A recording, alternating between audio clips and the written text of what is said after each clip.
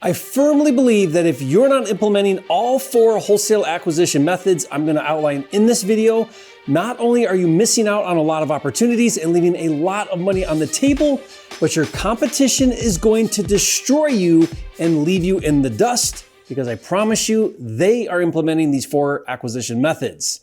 I'm Jerry Norton. I make millions of dollars a year wholesaling and flipping houses. And here on my YouTube channel, I show you how to do the same.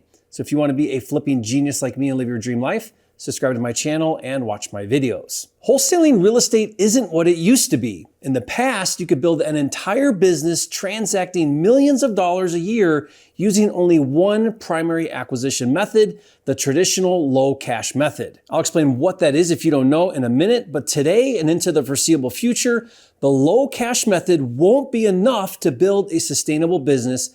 And the reason is because other acquisition methods have become increasingly more popular that provide distressed sellers more money for their unwanted properties. You have to understand, when acquiring a distressed property, there is a direct correlation between price and motivation. The higher the motivation, the lower the price the seller will accept. And likewise, the lower the motivation, the higher the price the seller will accept. Now, understanding how motivation impacts the price is paramount to being a successful investor. To really help you grasp this concept, take a look at this graph. First, let's take a seller's motivation to sell at a discount on a scale of 1 to 10. 1 would be really low motivation to sell at a discount, and 10 would be really high motivation to sell at a discount. Now let's look at how this correlates with the price the seller is willing to accept. Level 1 would be a really low price, and level 10 would be a really high price. So if the seller's motivation was really high at a level 10, then the price he would be willing to accept would be really low at a level 1. And likewise, if the seller's motivation was really low at a level 1, then the price he would be willing to accept would be really high at a level 10. Now, with that in mind, method 1 is the traditional low cash offer. This method works when a seller has high equity and needs a fast and convenient closing to desperately solve their problem of getting rid of their unwanted property. They don't want to wait, even if waiting means they can get more money. These are sellers at a level 9 or 10 motivation. An extreme example is a pre-foreclosure seller whose foreclosure auction is on Monday and today it's Friday. Since he only has 3 days until he loses his home, he is highly motivated to accept a fast and convenient low cash offer. Or a tired landlord who is burned out from a deadbeat tenant and just wants to be done with the property as fast as possible. What you have to understand about a highly motivated seller is peace of mind to be rid of the property now is more important than more money later. And this is traditional wholesaling. Find sellers with high motivation and offer a low cash offer. But here's the thing. High motivation sellers make up a very small percentage of distressed sellers overall, maybe 10%.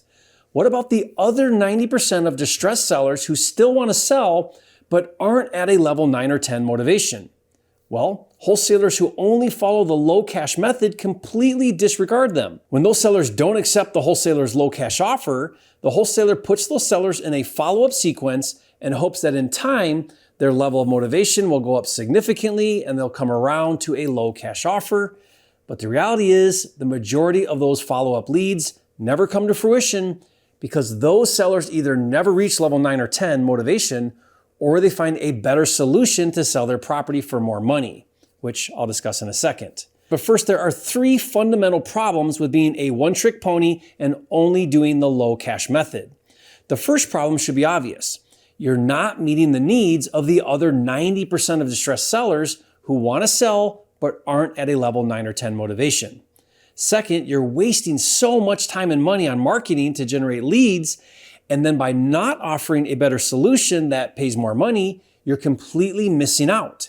You did all the work, you spent money on marketing, you have a distressed seller on the phone or you're on an appointment, they want to sell, and then your low cash offer is the wrong solution and you miss out.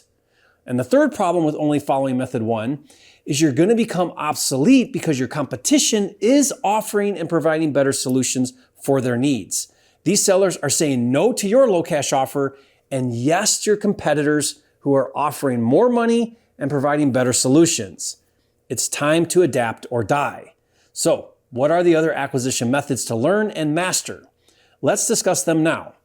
Method 2 is what's called a novation.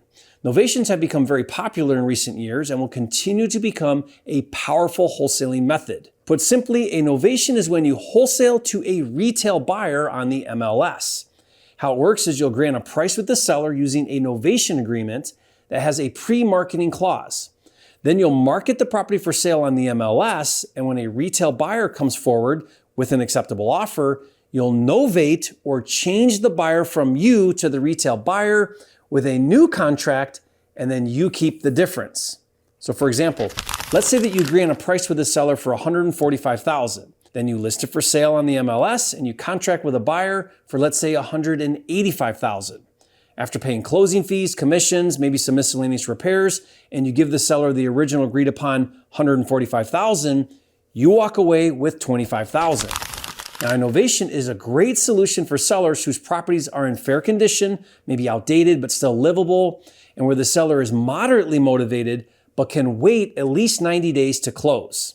In that example where the seller got $145,000, you provided a better solution because the seller got a lot more money than if you offered a low cash offer, and you still made $25,000 on the deal that you would have completely missed out on if you didn't know how to structure a novation. If you'd like me to cover more content on novations, leave a comment and let me know.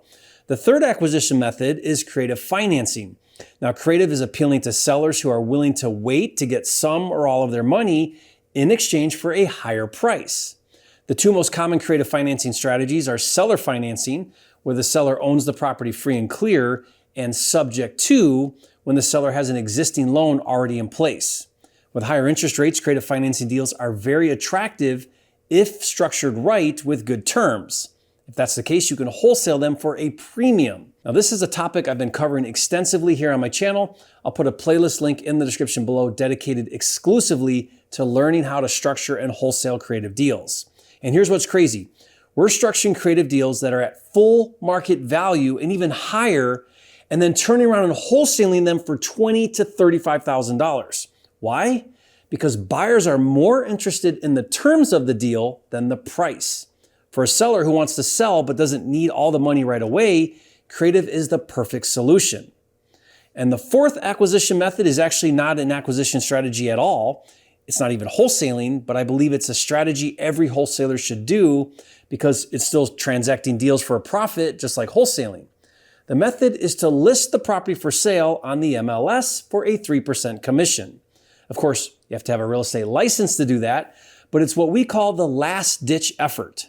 It's our final solution to help a seller who's not highly motivated for a low cash offer, he's not moderately motivated for a novation, and he isn't willing to do creative.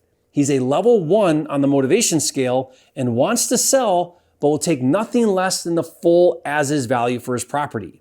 In other words, an unmotivated seller looking for a retail buyer. With those sellers, we're offering to list for 3 to 3.5%. In some of my markets like Washington State, the average homes we list are between $400,000 and $500,000.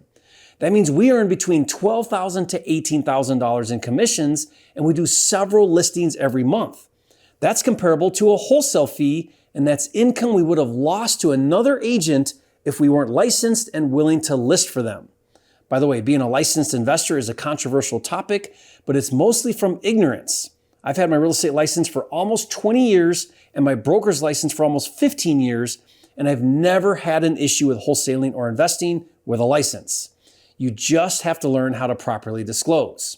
Now, I did a video outlining 8 ways investors can make money with a real estate license. I'll put that video in the description box below for you, and you can watch it later. So let's take a look again at our motivation versus price graph. And to illustrate the 4 different acquisition methods I just discussed and how they play a role in your overall wholesaling business model, let's put some dollar figures to this so it's a little easier to understand. Let's say that a seller with a level 10 motivation and a level 1 on price would take $25,000 to sell his property. That would be method 1, the low cash offer. And then, like I explained, as the seller's level of motivation goes down, the price he is willing to accept goes up. So a level 7 motivation would be a level 3 on price, or let's say that the price is $50,000. The wholesale method in that situation would be method 2, a novation. Next, a level 4 motivation would be a level 7 on price, which let's say that that price is $75,000. In that situation, method 3, creative financing would be the right solution.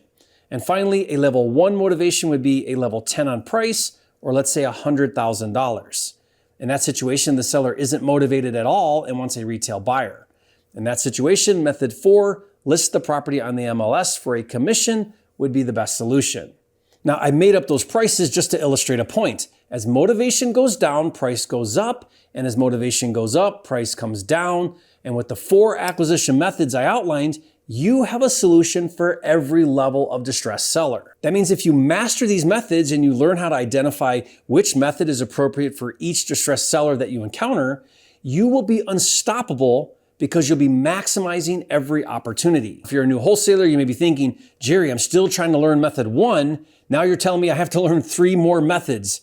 Yes, I am. But like everything, start where you are. Learn method 1, then learn another, and so on. For example, with my partner Chris Allen and our team in the Gulf Coast in Florida, we're consistently doing $150,000 a month with just 2 of the 4 methods, low cash and creative.